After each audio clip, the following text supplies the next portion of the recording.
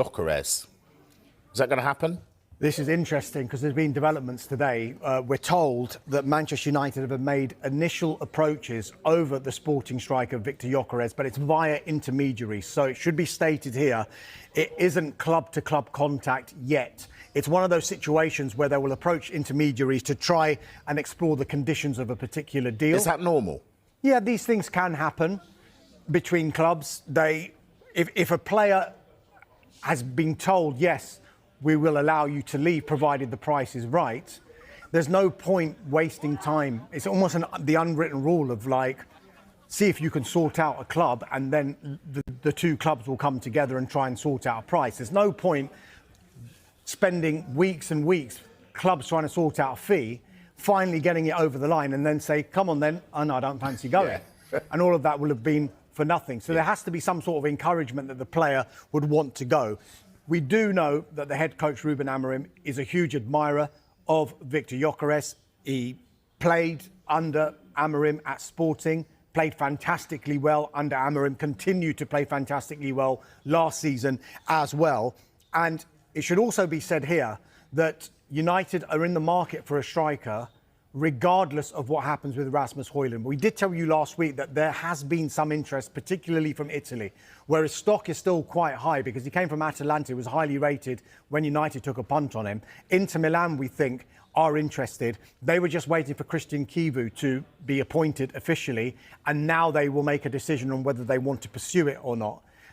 Rasmus Højlund, though, publicly at least, is saying, I've got a contract here for another few years. I'll be at Manchester United next season and I will be competing for my place next season. It should also be said here that United, yes, they are interested in Viktor Gyökeres, that is clear, but there are a number of other players in that position that they'll be looking at too. Are they still looking at Bryan Mbeumo from Brentford? 100%, yeah. Talks are ongoing between Manchester United and Brentford over the signing of Bryan Mbeumo.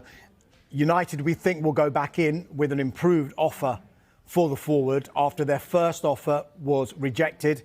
That first offer was an initial £45 million plus £10 million in performance-related add-ons.